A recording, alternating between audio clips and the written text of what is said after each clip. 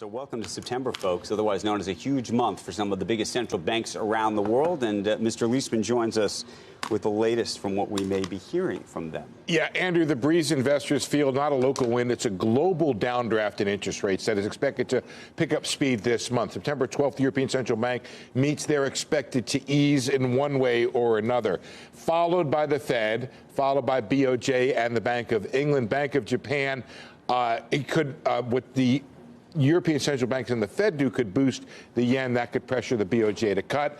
Mark Carney at the BOE, he'll likely hold fire until he knows how the UK ends up exiting the European Union. In an exclusive interview in Jackson Hole, Carney talked about the impact of Brexit. Business investment is actually running almost 25 percentage points below its previous trend.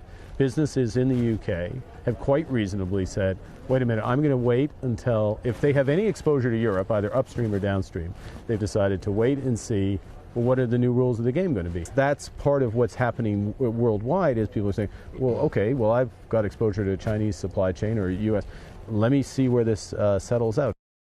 Here are the differentials in global interest rates. China at 4.35. They have some room to cut. U.S. at 2.125.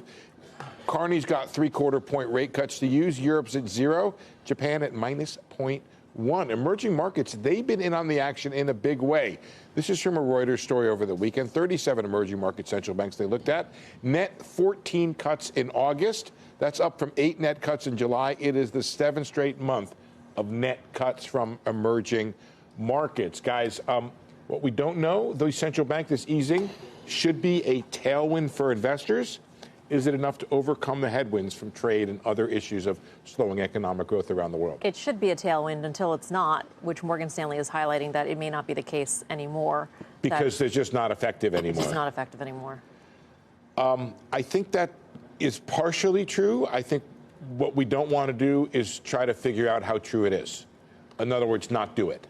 I think they'll do it until they feel like the risks of what's happening in the bond market, in the lending market, in the banking system overcome whatever gains you may get from easing.